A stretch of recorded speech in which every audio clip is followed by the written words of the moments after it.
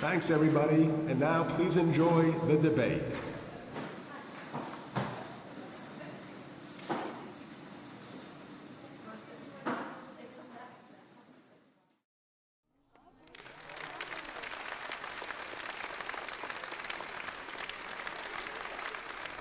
Good evening, and welcome to this historic Trump versus Trump presidential losers debate.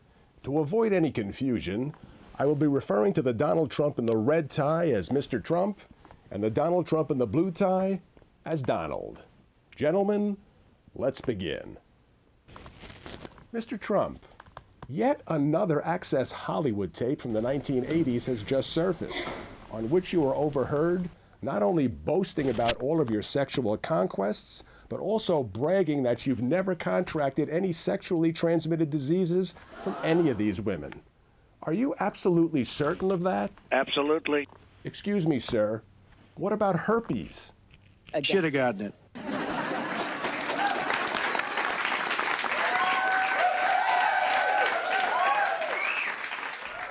With all due respect, Mr. Trump, shouldn't you apologize to these women for speaking about them in such a disrespectful and misogynistic manner? I didn't even apologize to my wife, who's sitting right here.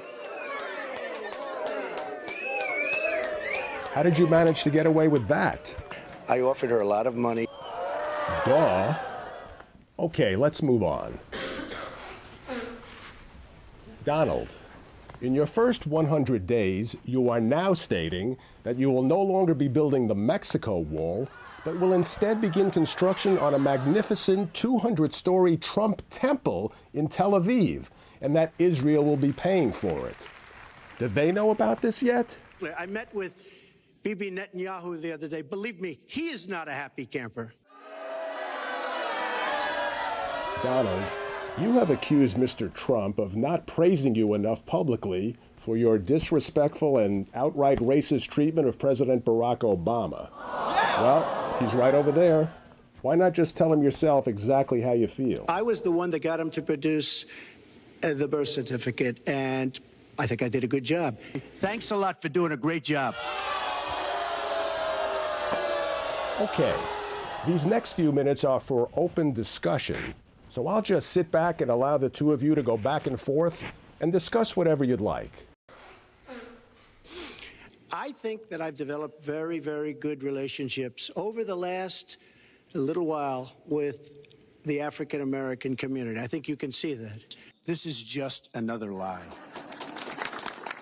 I have 200 generals and admirals, 21 endorsing me. I don't think General Douglas MacArthur would like that too much. Dude, now John Podesta said you have terrible instincts. Bernie Sanders said you have bad judgment. I agree with both. I think my strongest asset, maybe by far, is my temperament. I have a winning temperament. I know how to win. Nobody has more respect for women than I do. Nobody. Give me a break. Nobody has more respect. Oh, come on. Look, you know better than that. Frankly, those stories have been largely debunked, and I really want to just talk about something slightly different.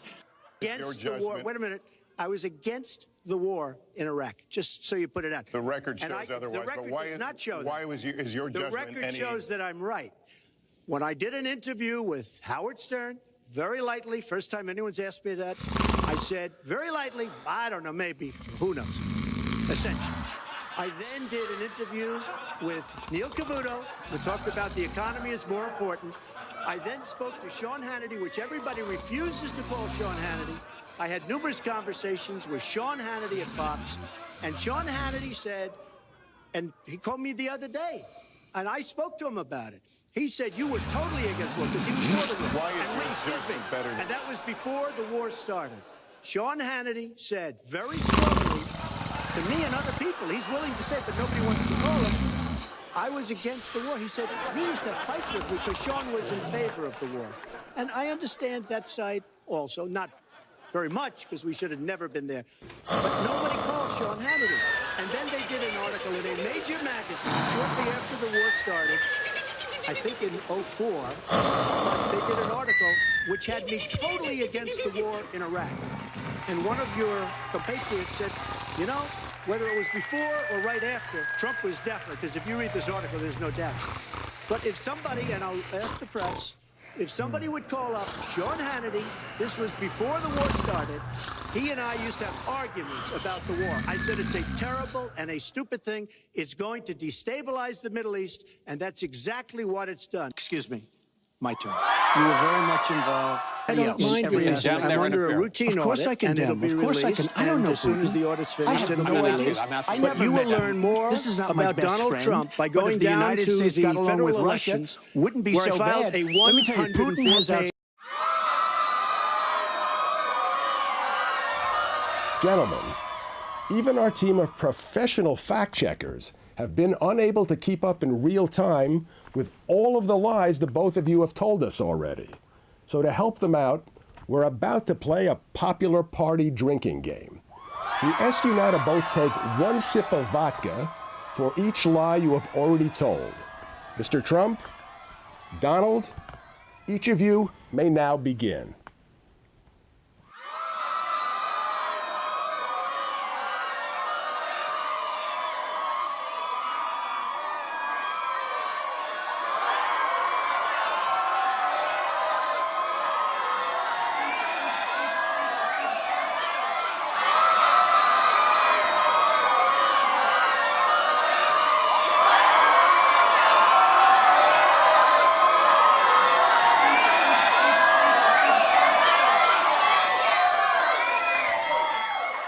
Secretary Clinton. Woo, okay.